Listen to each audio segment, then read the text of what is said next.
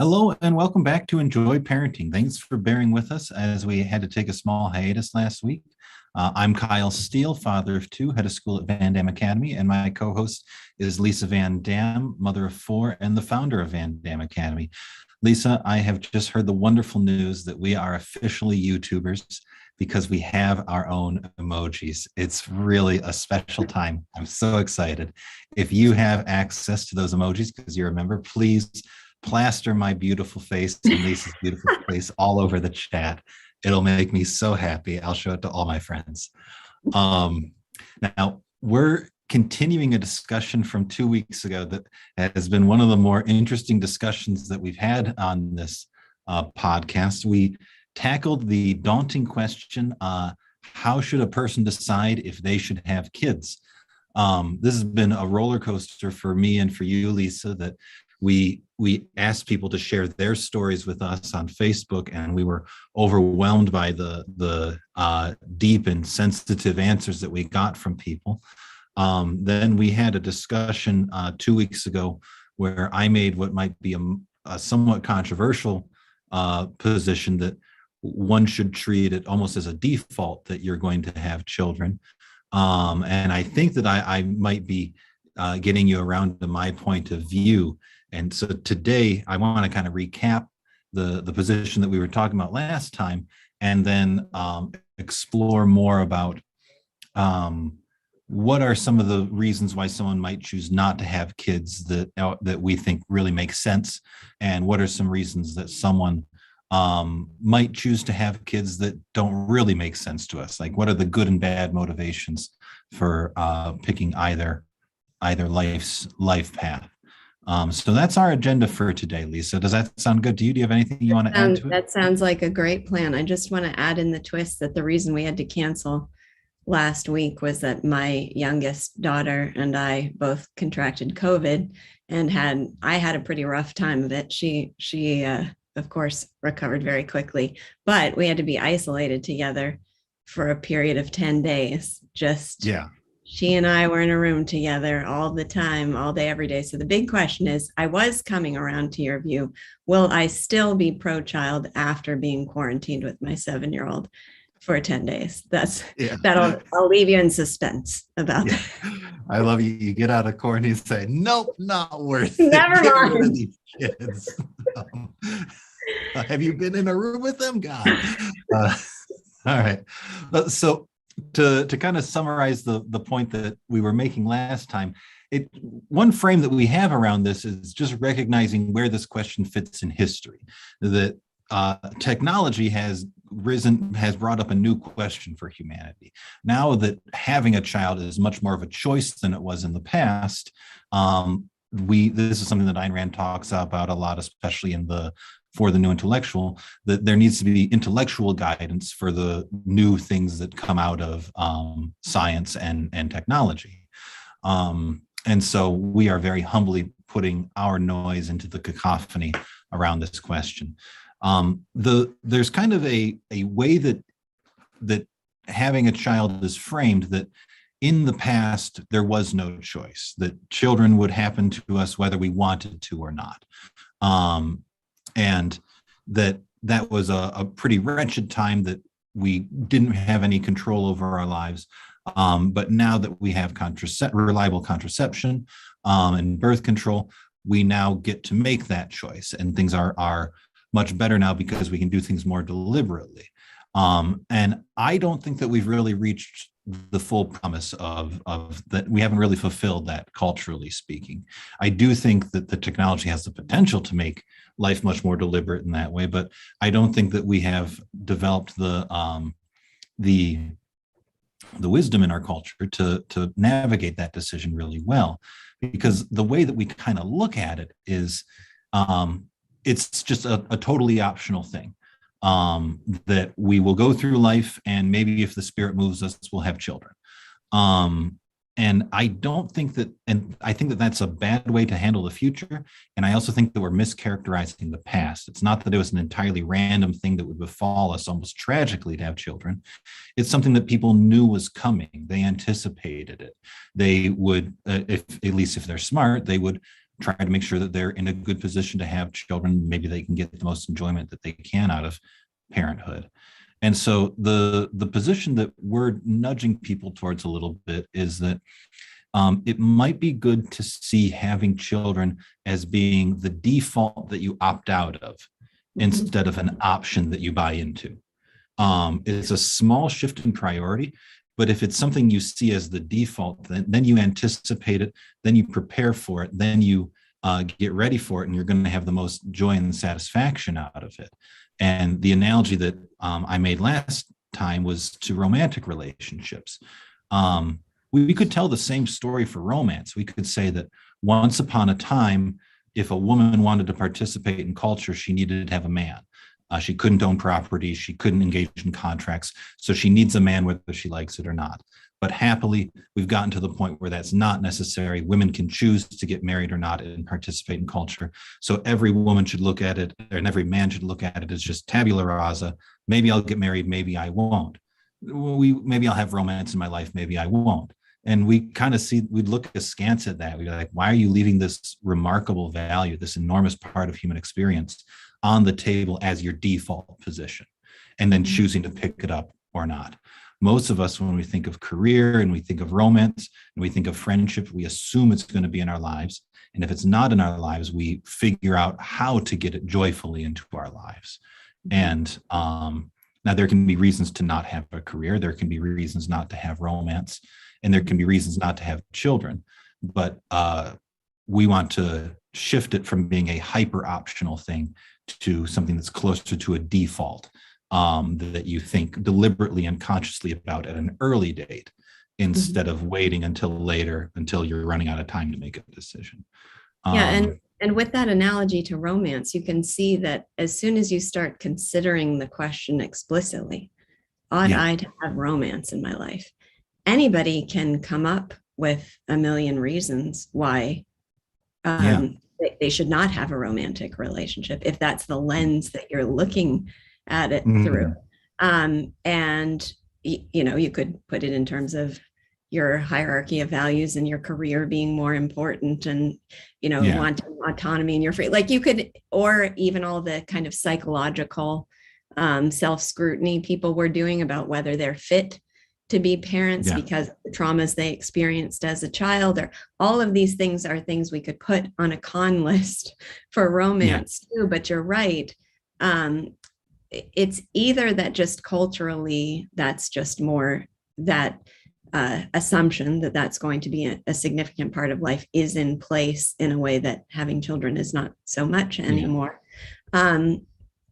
Or the other thing I just want to throw in here before we go on is that in talking to a friend of mine about this issue who was actively contemplating, his position on it, I made the point that making the value real in advance of it is extraordinarily difficult. So pro-con lists are hard because you can understand the value abstractly, but everyone will tell you from the moment, it's like a cliche, from the moment I held that being, it's something so primal and so intense and so difficult to make tangibly, emotionally real before you experience it. So it's a very weird sort of question even to contemplate abstractly, explicitly in a decision-making juncture. Yeah, I love that point because, again, we can make a parallel along those lines to career and romance. You could make a pro-con list for the woman that you're going to marry, but until you're actually spending time with that person, can your a priori pro-con list actually capture how enormously satisfying and fulfilling it is to be in love, or to have a career that's meaningful to you? We don't look at romance as like, should I have a marriage? Yes or no. It might get in the way of travel. It might get in the way of my financial goals. When we find those obstacles, we feel an impetus to overcome them to get to romance. And we encourage people to try that mode of thinking on for size when it comes to parenting. let me see. I had some notes, just some prepared things that I wanted to go over, and I want to make sure I'm not leaving behind anything. Yeah, and so that's to say maybe the same point, but from a different perspective, that if you're treating your most important relationships as arbitrarily optional and subjective, you are setting yourself behind in those values. You're not going to be anticipating them and working towards them in the same way. But the reverse, that if you do say, I'm probably going to have kids, that's a thing that should exist, that I need to figure out how that's going to fit into the other values I have in life, then you're in a more proactive stance towards that value, and you're going to do a better job of balancing it with, your career and your romance and your friendships and leisure activities and all that sort of thing. So to get back to technology, what contraception has done is it's given us control over the timing. That's the primary thing that it's done. It hasn't gotten us to where we really belong, where it's an arbitrarily subjective option to have children. And I have to throw in a quote. I'm sorry for looking down as we're talking, but I had to. No, it's fine. It's funny because on the heels of our discussion 2 weeks ago, I was reading Les Miserables with my 7th grade students. They're reading an abridged version, and then occasionally I read to them from the unabridged. And I came to this passage, which just struck me so powerfully because of this point that you've been making.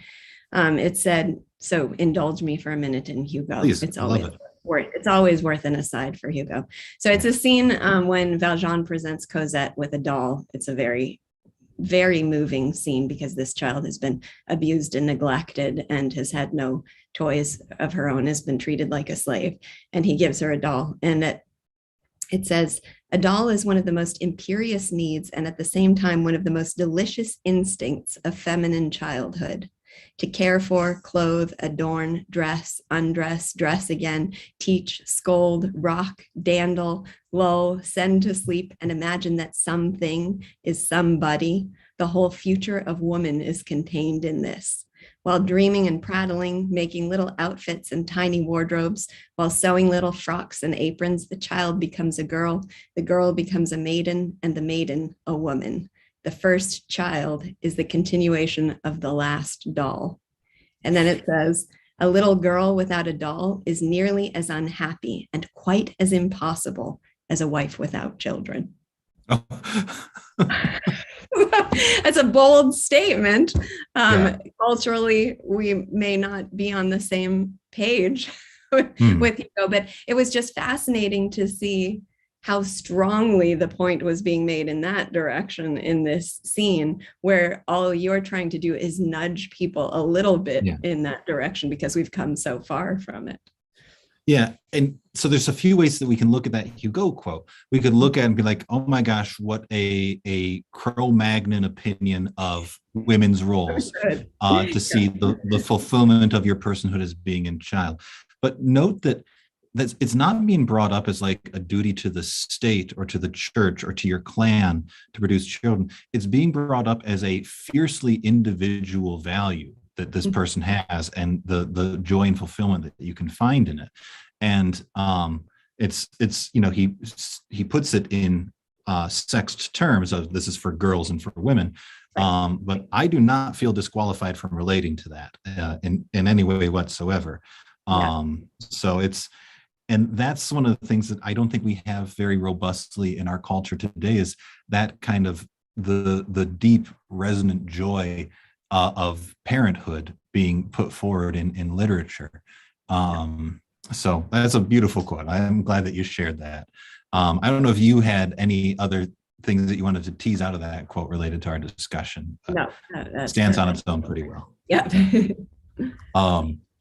So I want to, I think that the thing that we've articulated the basic position that we're making pretty well, moving it to a default, seeing it as something to work towards the same way that you work toward romance and career, and trying to overcome obstacles that get you to it. But we really should talk about what seems to us to, we're not saying every single person should have a child. It's a moral failing if you haven't had a child. And we're not saying that there can't be real reasons that that's not a part of your life. And just on a personal note, many of my most favorite people in my life don't have children and don't plan to have children. And I cherish them, hold them close to my heart. So this is in no way trying to be like a sort of tribal, the pronatal, antenatal sort of thing. And so I guess I want to explore a little bit what would be some really compelling reasons. Where do you think we should start? What seems like the most legitimate, compelling reasons to want to have kids, or the most legitimate, compelling reasons to not have kids in your life? So one of the conversations I had with my friend was to say that in my mind, what I was coming around to feeling after our last discussion was that in my mind, there's a category on the margin who definitely, categorically, absolutely should have children.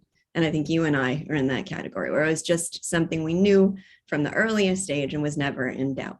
Then there's a category on the margin who really shouldn't have children.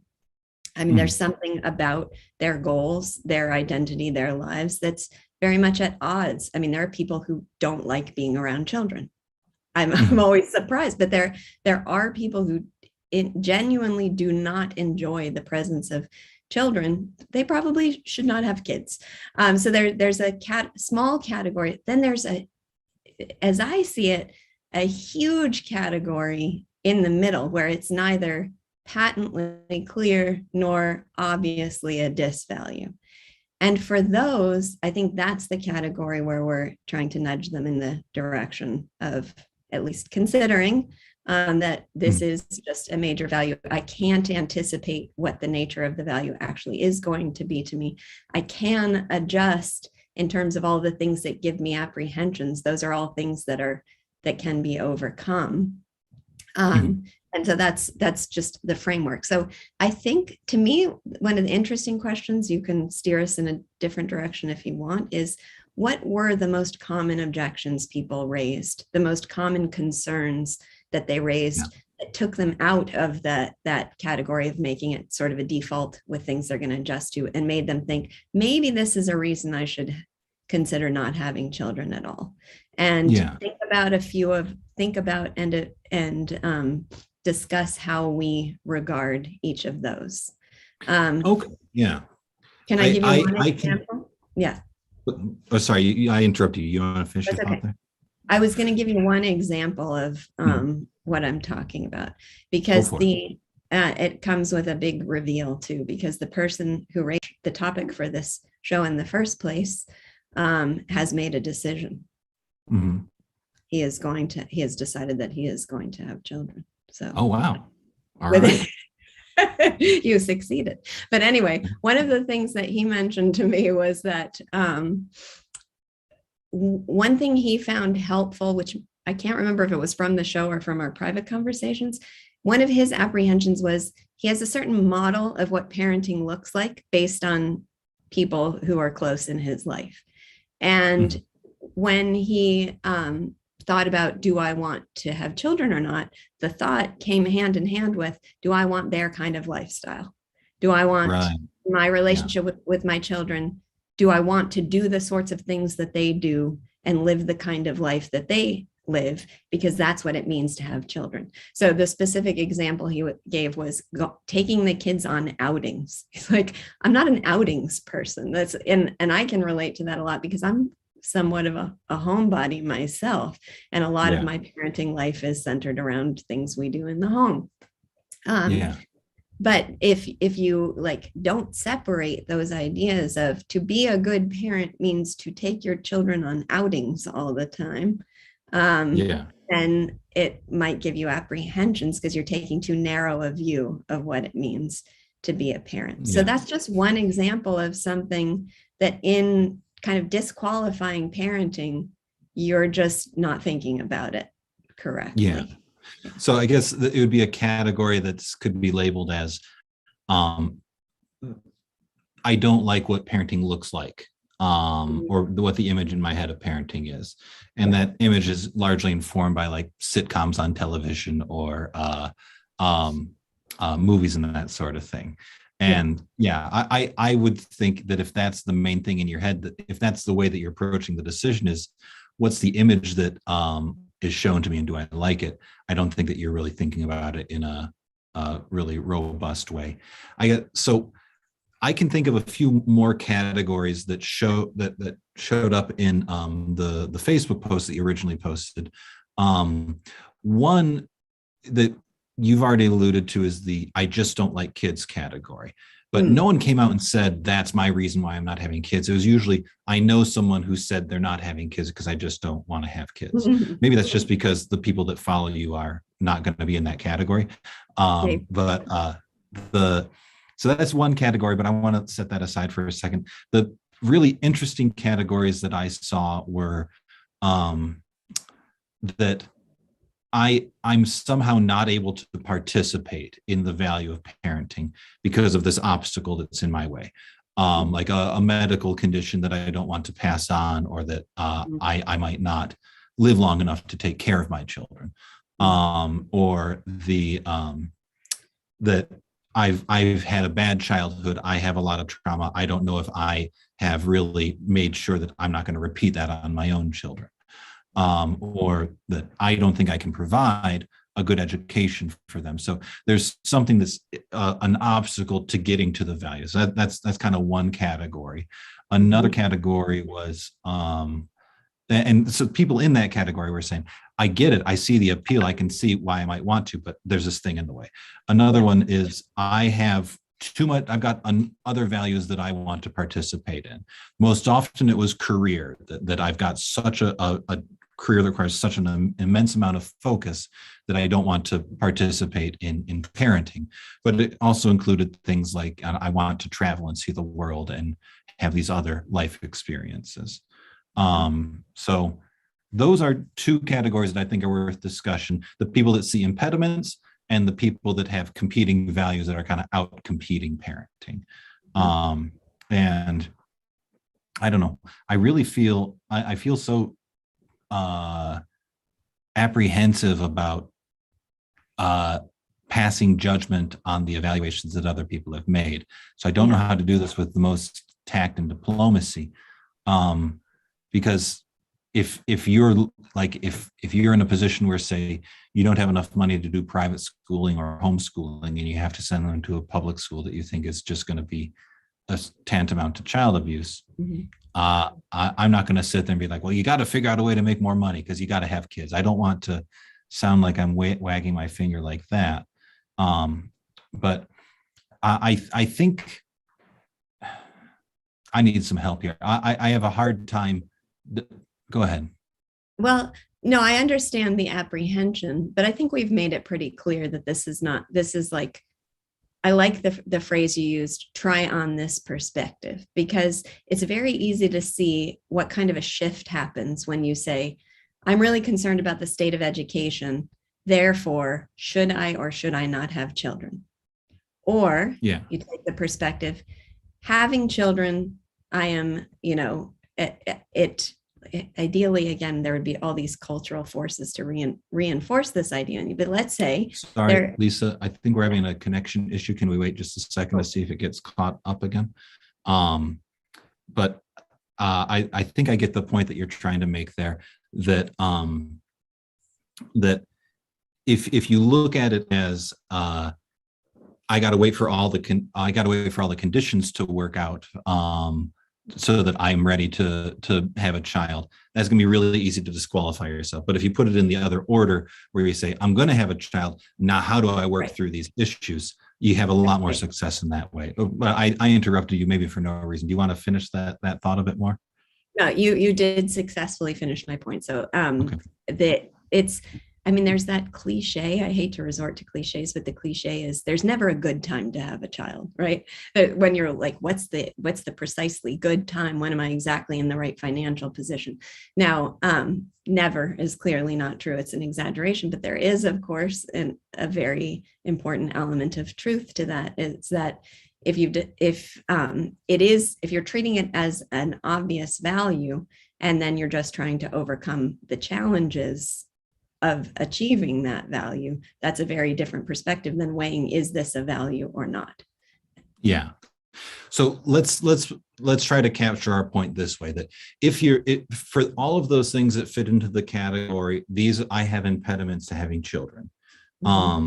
If what we're saying is, what if you take the perspective of, I need to find a way to overcome those challenges? You might find that you can overcome those challenges, and then children are a thing that will be in your life. Some of them you won't be able to, like if you have a medical condition that gives you 5 years to live, then yeah, I completely understand not wanting to, have a motherless child or fatherless child in the world. But if it's something like the schools are no good, or I can't find the right partner or something like that, those are things that can be overcome, and you might have a happier life if you set it as a goal to overcome them. For the other category of I have competing values in my life, I look at that a little bit warily. That if you're someone like Ayn Rand, where you have just it's the value of your career is just so effervescently fulfilling and important and powerful, I can understand not wanting children in your life to keep you away from that. But if it's kind of like, I've got a really demanding work schedule and I want to see Machu Picchu, that is, I think that there's something that seems a little weird about that. Well, and one of the things is, you have a phrase for this, I can't remember what it is, but you'll remember, where like it's almost like the more work you have, the more time you have for it. that somehow, like, you'll fill up the space no matter what. Don't you have a saying for that? I don't know if I've got a good phrase for that, but I know the phenomenon you're talking about, that like work will fill up the space that you give it. That if you say, I'm going to work 80 hours a week, sure enough, you'll find enough work to fill 80 hours a week. But then if you change that, the work has a way of shrinking when you do. I mentioned that because my husband made the point that he observed, I think he did go through this question himself, and he is a career-oriented sort of person. And he noticed that he was a part of all these kind of networks of entrepreneurs, and he noticed that most of those he admired and regarded as the most successful had children. So it wasn't that achieving that success was at odds with having children. In fact, probably the majority of those he admired did have children. So, again, go ahead. This might also be a gendered phenomenon too. Like, it's not uncommon for men, when they have children, to feel almost like a quickening of their motivations. Like, oh, I've got to take on more of a provider sort of role, or I need to be protected. And there can be almost a source of motivation that comes from that I got to figure this stuff out, because I want to make sure that I'm doing my part to create a stable environment for the children. Now, normal caveats that this is not a black and white male female thing, but just that can be a common experience for men to, once they have children, that they almost get a surge of motivation in career in order to square things away. Does that make sense? Absolutely. And we have 2 minutes left.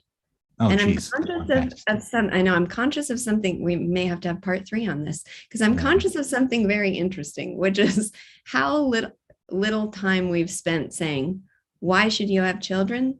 Because this is the value. We sort of step back and analyze the question, which I think is really important. And as I said, from our last conversation, I came much more around to your view. So I found it extraordinarily valuable myself. So I'm going to have children. Again? Probably no more. As 50 approaches this summer.